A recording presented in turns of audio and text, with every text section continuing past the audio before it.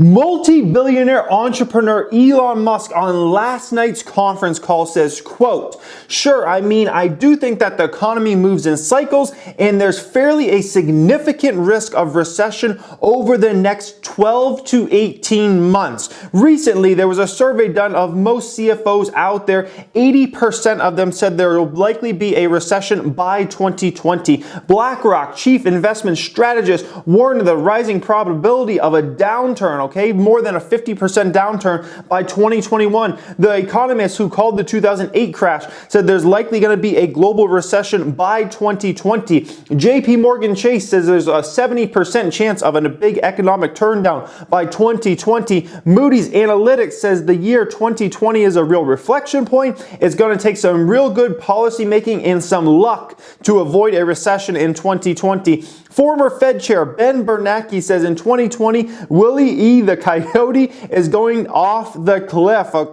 Billionaire Ray Dalio says there's around a 70% probability that there will be a recession by the next presidential election. This is big. I don't like to just listen to economists, Economists always have a lot of opinions. I like to listen to not only economists, but people that are actually in the business field. And when you have people like Elon Musk coming out and saying there's a pretty significant chance we're going to have a recession, and these are the people who do mass hiring, right? The leaders of these big companies. That is a time for you to take pause and say, man, maybe something is about to go down, These are the people that make hiring and firing decisions that are in the thousands, tens of thousands, or hundreds of thousands. And the fact that we see the type of negativity going on there in these type of business spaces, we've got to worry ourselves and we got to think, what exactly is going on? I want to talk a little bit about what is actually going on out there right now. Then we're going to talk about how I believe it's all going to play out, and what do you do to prep for this situation, because something's probably going to go down. There's a pretty high probability that we're going to have a recession probably in 2020 at some point,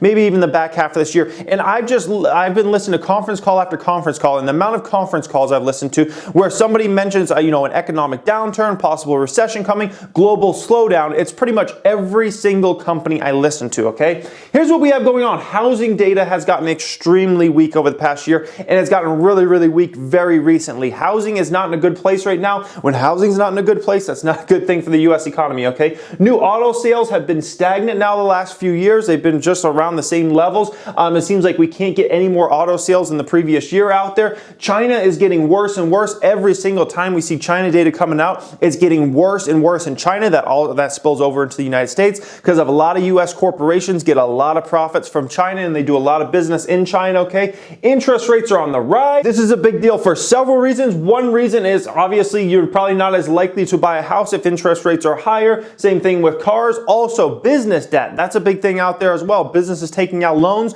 they have to pay bigger on their interest. Then you have consumers that have credit card debt. A lot of that debt is variable rate, which means if interest rates continue to rise, people have to pay more and more on those credit cards. I think last time I saw we have something like $1 trillion of credit card debt in the United States of America, all right? So that's something to think about. Full employment has already been reached over the last few years. Basically, anytime the U.S. economy gets to around 4% unemployment rate, and especially once you get into threes, you're at full employment. That's just how it is, We've been at those levels for quite a while now. Most of 2018 we spent in the threes. And so if you're looking at it from an employment standpoint, there's not much more upside there from an employment standpoint because most people that want jobs already have those jobs. So it's not like there's a significant portion of people just sitting on the sideline saying, oh, I can't wait to get a job or something like that. Most people are already employed. That leaves a lot of upside basically that's not there anymore. And there's been a mass slowdown in corporate earnings, and we should continue to see that in 2019. A ton of companies that will actually report down year over year corporate earnings or very, very, very slow growth. So if you look at this, almost everything's kind of going the wrong way that you want to see it in this type of situation, Now let's talk about how I see this playing out and what do you do to prep for a situation like this? What am I doing with my money? So how is this next recession going to play out, and what am I doing with my money? What do I suggest that most people should kind of think about when it comes to money in 2019 going into 2020, So 2007 through 2009, we got to understand there was a very deep and a very wide recession. What does that mean, a deep and wide recession? Deep meaning it got really bad, It got really ugly, where the whole banking system nearly failed. It was awful, And it was a very wide recession in the sense of it It wasn't like it was just a one-year recession and then it was over. In my opinion, most people felt we were in a recession from basically 2008 to 2011. I think most people still were living high in 2007, although the recession technically started then. But I think the average person out there felt like we were in recession 2008, 2009, 2010, and 2011 because it was such a very, very slow recovery coming out of that recession, okay?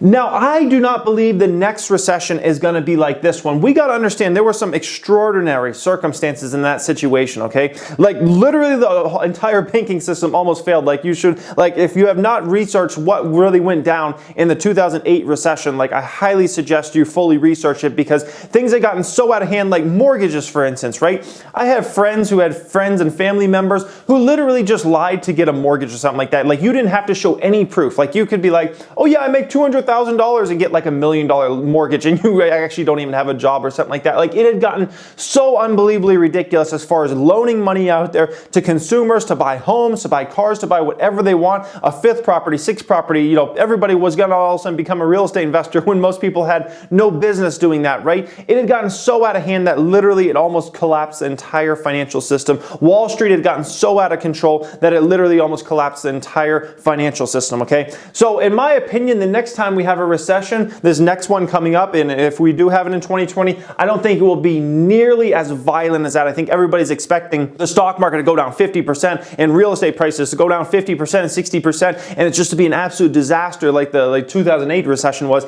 I do not believe that's going to be the situation. I think it's going to be a pretty lame recession. I think the stock market will fall. I think real estate prices will fall in the next recession, but I don't think it's going to be as violent as, oh, it's 50% plus drops like we saw in the 2008 recession. That was an extraordinary recession. That was the worst one we pretty much had since the Great Depression in the 20s, okay? Those don't just happen all the time. So what I would say for most people out there and what I'm trying to do is I'm trying to be very disciplined with my buys in 2019. You should always be very disciplined with your buy orders no matter what year it is. But especially in 2019, you got to be very disciplined with these buys. Only buy companies that have, extraordinary opportunities in front of themselves, and only buy companies that no matter what's pretty much going on in the recession, that company is going to do good and they have a great balance sheet, okay? Be very disciplined with the buys, which you should always do, but especially, I cannot reiterate this over enough, in 2019, be very disciplined. Keep plenty of cash around. I don't mean just like physical cash. I mean just like cash and cash equivalents, money in savings accounts, money's in checking accounts, maybe actual physical cash, things like that. Like just make sure you got plenty of money around, and just in case the recession does come in 2020, you got plenty of money around, not just to get through it. That's just not the bottom line. Like if, let's say you get fired from your job, it's not just about getting through it, but it's about being able to purchase assets for very cheap, whether we're talking about homes, whether we're talking about stocks, anything across the board you can get for a 10%, 20%, 30%, maybe even 40% discount from where you might have paid in 2018, for instance, or something like that, okay? Right now I'm around 30% cash and cash equivalents, which is very high for me historically. Usually I'm in a 10% to 30% range. 30% is really high. I might take that up to 50%, okay? I might take that up to 50% throughout 2019, which would be by far I've never had. I don't even know if I've ever had this much cash around as of right now. Never mind if I take 50% of my net worth to cash in 2019, okay? That would be an extraordinary, strange situation for me. I've never done that in my financial life in general. So needless to say, I'm going to be going much heavier on cash in 2019, and dividends are more important than ever before. So, for years and years, we've been able to get stock gains on our stocks, and basically stock prices have gone up and up. 2018 was the first year where all of a sudden it was like, boom, whoa, what the heck? Stocks didn't go up. They actually went down in 2018. And all of a sudden it makes you realize how important dividends are in a situation like that. So in a time of recession or something like that, right? And let's say you can't get stock gains. Let's say stocks are actually going down. At least if you're in positions that pay dividends, you can get some money and cash flow. In the meantime, you can use that cash flow to buy more undervalued assets, okay? So just to kind of recap and be very clear about this, in 2020, there's a high likelihood we're going to have a recession. I do not believe it's going to be a super violent recession. I do not believe it's going to be super wide. I don't believe it's going to be super deep, okay? But listening to countless CEOs and CFOs out there, the people that make mass hiring and firing decisions, it sounds like we're going to probably go down that route, okay? And to be very clear, make sure you're being very disciplined with your buy orders. Make sure you're keeping plenty of cash and cash equivalents around so you can take advantage of the opportunity opportunities whenever it does come. And if you're doing buying in 2019, which I have no issue, if you want to buy stocks in 2019, I have no issue with that. I'll probably still purchase some shares here and there, but just make sure you're being very disciplined, have dividends in mind, and also make sure you're only buying companies that will pretty much grow regardless if there's a recession in 2020 or not, okay? That's going to be very, very vital in this whole situation, guys. So I hope you enjoyed this today. Share this with your family and friends. I'm sure they would enjoy a video like this. Anyways, thank you for watching and have a great day.